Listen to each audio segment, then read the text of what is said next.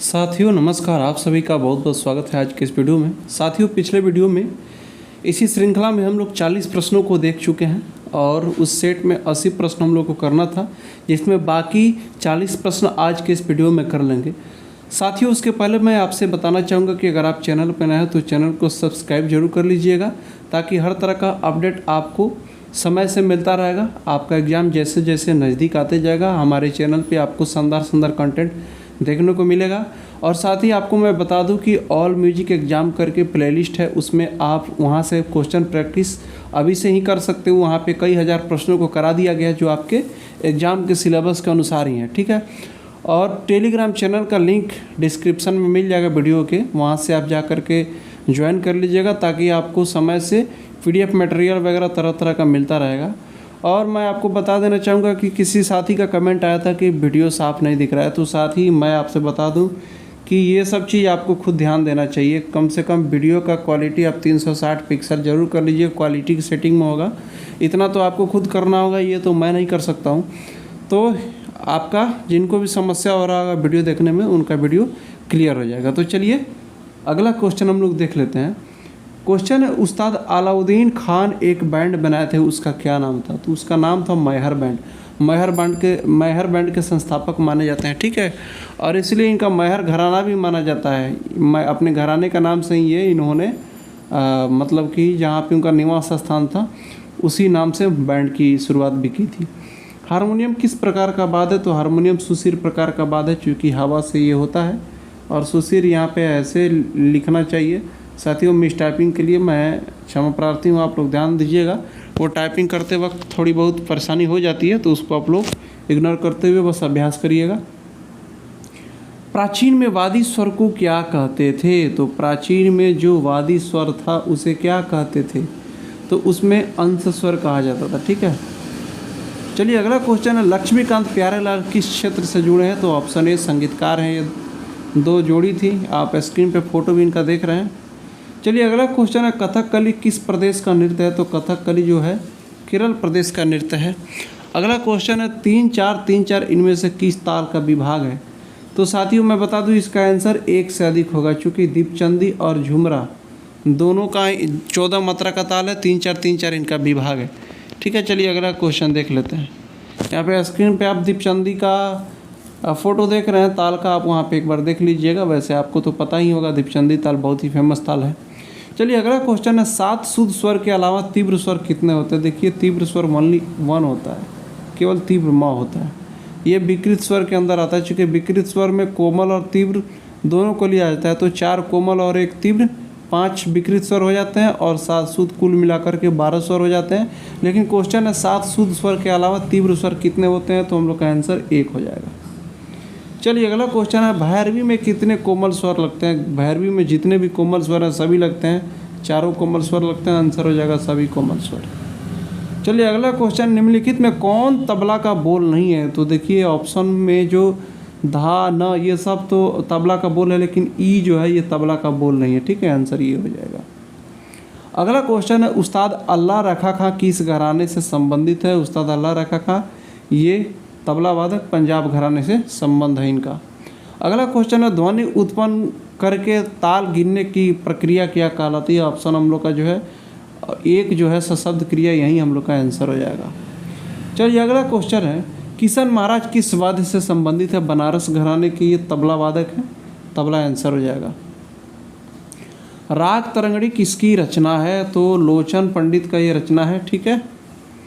अगला क्वेश्चन है, स्वरमेल कला निधि पुस्तक के लेखक कौन है? तो रामा माते इसके सटीक जवाब हो जाएंगे, ठीक है। अगला क्वेश्चन है, मेहदी हसन किसके लिए प्रसिद्ध है? मेहदी हसन का गज़ल आप सभी सुने होंगे, गज़ल के लिए प्रसिद्ध है।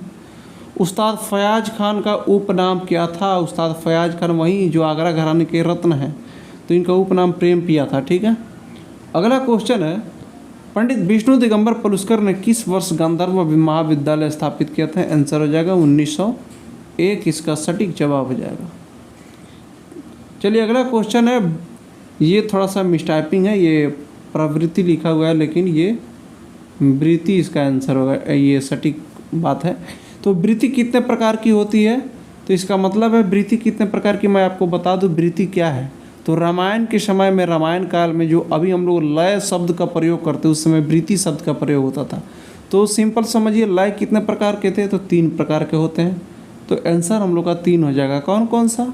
विलंबित, मध्य और द्रुत। ठीक है, चलिए अगला क्वेश्चन है, यदि मध्य सप्तक का षड्ज का मान 240 है तो तार सप्तक के षड्ज का मान क्या होगा? देखिए मध्य सप्तक का मान कितना है? 240 और 240 होता ही है। ठीक है, तो तार सप्तक में जब जाएंगे तो हम लोग का एक सप्तक ऊपर जब चला जाएगा तो हम लोग का इसका मल्टीप्लाई 2 से होगा, चूँकि एक सप्तक ऊपर जाने पे आंदोलन संख्या दोगुना हो जाता है। तो 480 हम लोग का आंसर होगा। ऑप्शन में है नहीं, इनमें से कोई नहीं इसका आंसर हो जाएगा। अगला क्वेश्चन, निम्नलिखित में से एक सामगान का स्वर है? तिरकिट, उदात, उदार। देखिए उदात, अनुदात, स्वरित जो 3 स्वर थे सामगान के, उसी में से उदात एक यहाँ पे दिया हुआ है, आंसर हो जाएगा। अगला क्वेश्चन, इनमें से श्रुति को पहचाने? कुमुदती, रम्या, अनुदात। देखिए कुमुदती और रम्या ये श्रुति का नाम है, एक सदी का आंसर हो जाएगा। अगला क्वेश्चन है, तबले की पुड़ी किस पशु की खाल से बनती है? तो बकरी से बनती है। ठीक है, ऊँट की खाल से बद्धी बनती है तबले की। अगला क्वेश्चन है, अभ्यास करते समय अधिकतम कुल कितने स्वरों का प्रयोग कर सकते हैं?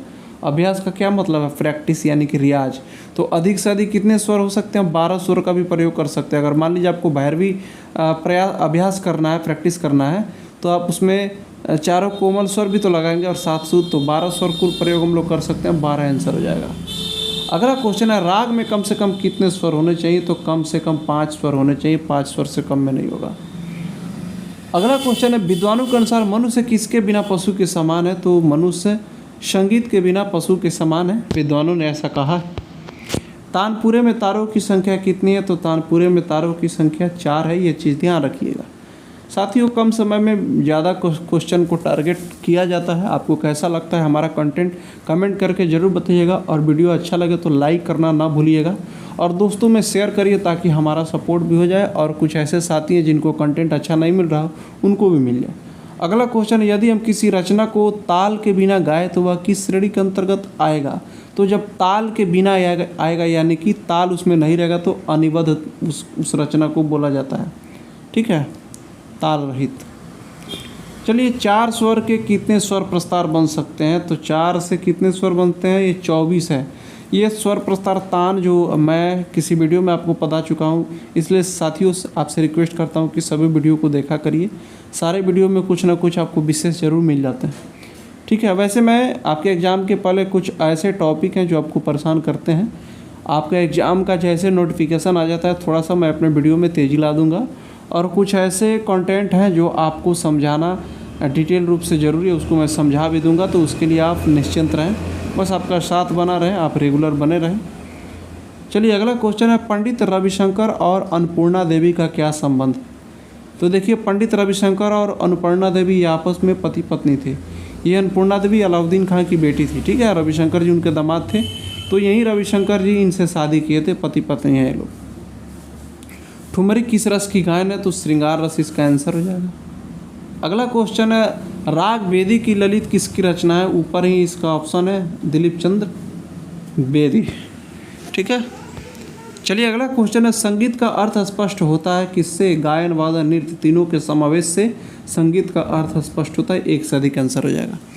अगला क्वेश्चन है, ईरानी संगीत में श्रुति कितने? ईरानी संगीत में श्रुति साथियों 24 होते हैं। और आपको मैं बता दूं ईरानी संगीत में श्रुति को क्या कहा जाता है? तो हंगाम कहा जाता है। ठीक है, स्वर को मुकाम कहा जाता है, लेकिन अंतर ये है कि हम लोग 22 श्रुति मानते हैं, ईरानी संगीत में 24 श्रुति माना गया, तो ये चीज़ ध्यान रखिएगा।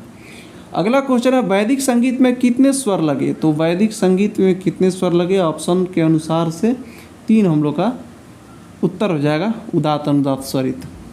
चलिए अगला क्वेश्चन है, 4 वर्ण में अंतिम स्थान कौन लेता है? तो जो 4 वर्ण है, अस्थाई, आरोही, अवरोही, लास्ट में क्या आता है? संचारी। तो ये आंसर हो जाएगा, अंतिम स्थान यही लेता है।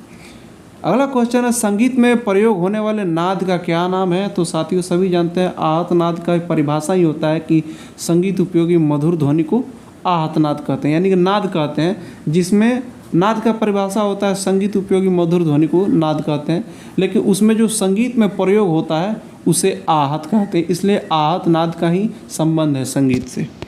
चलिए अगला क्वेश्चन है, विद्वानों ने कितनी श्रुति की मान्यता दी? तो 22 श्रुति विद्वानों ने माना है, 22 आंसर हो जाएगा। अगला क्वेश्चन है, 3 ताल में कितनी खाली होती है? तो 3 ताल में कितनी खाली होती है? 1 खाली होती है 9वीं मात्रा पे। ठीक है, चलिए अगला क्वेश्चन है, 7 स्वरों में स्वरित के अंतर्गत किस स्वर को रख सकते हैं? तो सा म प ये तीनों स्वर के 4 श्रुतियाँ और 4 श्रुति वाले को स्वरित के अंतर्गत रखा गया, 1 से अधिक आंसर हो जाएगा। अगला क्वेश्चन है, गमक से क्या अभिप्राय है? तो जब हृदय से गंभीरता से जो गायकी होती है हृदय के माध्यम से, उसी को हम लोग गमक कहते हैं। ठीक है साथियों, संगीत रत्नाकर में गमक के 15 प्रकार बताए गए हैं, वहीं दक्षिण संगीत में 10 बताए गए। ये चीज़ ध्यान रखिएगा। हालांकि ये सारी चीज़ें मैं बार बार बताता हूँ आपको। मैं फिर से कहूँगा कि एजुकेशन गैंग में अगर आप चैनल को अब तक सब्सक्राइब नहीं किए हैं तो ज़रूर सब्सक्राइब कर लीजिएगा, ताकि आपको जैसे जैसे एग्ज़ाम नज़दीक आते जाएगा आपको कोई कंटेंट छूट ना जाए। हमारे वीडियो के माध्यम से बहुत सारे क्वेश्चन आपको हूबहू एग्ज़ाम में देखने को मिल जाते हैं। आप इसका प्रमाण इस बार का एग्ज़ाम में भी देख सकते हैं हमारे प्लेलिस्ट उठा करके। और साथियों, टेलीग्राम चैनल का लिंक मैं डिस्क्रिप्शन में दे दूंगा, उसको जरूर ज्वाइन कर लीजिएगा, ताकि आपको तरह तरह का अपडेट समय से मिलता रहे। तो चलिए साथियों, मिलते हैं नेक्स्ट वीडियो में और भी शानदार कंटेंट के साथ।